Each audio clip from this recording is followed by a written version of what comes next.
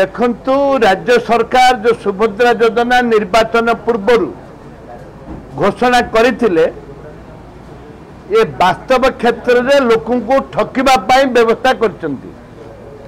कहले महिला को 50,000 टंका मिलिबो सुभद्रा योजना रे। ये कौन कले एबे वर्ष को महिला को माने पाउचंती मात्र ओडिशा रे 10% महिला पाइबे 5 वर्ष रे 50,000 टंका आके कहथिले वर्ष को 50,000 टंका वर्ष को एमाने दुईटी किस्ती रे 5-5 हजार 10,000 टंका देबे। या भितर कालिया योजना टाक बंद करदेले।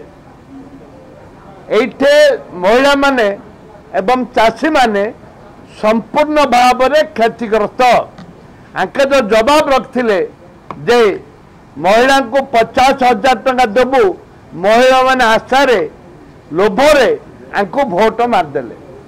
एमाने के जितबार नथिला हो गले हो गला जाद्वारा कि आगे बाया हो गले एबे चलैया पाई। जेहेतु आम दाबी करुचु तमें निर्वाचन समय रे महिला को 50,000 टंका देवाई निष्पत्ति नहीं घोषणा कर तमें प्रत्येक वर्ष महिला को 50,000 टंका दियो एवं सबु महिला राज्यर 50,000 टंका लेखे पाइबा योग्य।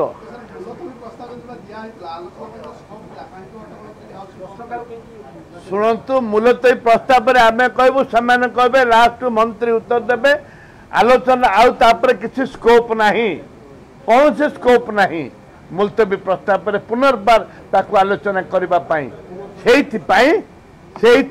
कांग्रेस दल विरोधी दल ताकू वेल को जाइए एवं ए परिप्रेक्षी राज्यवासी जानिबा दरकार जे जो जवाब मनीष पिलार भाषा के माइजी टोकीर खोसा के एमानकर भाषा ठीक नहीं भाषा नहीं मनीष पिला भाषा रहा दरकार एमानकर भाषा नहीं भाषा देइथिले 50,000 टंका वर्ष को महिला पाइबा आज से वर्ष को मात्र 10,000 टंका दुईटा किस्ती दौरान से विधानसभा बंद कर।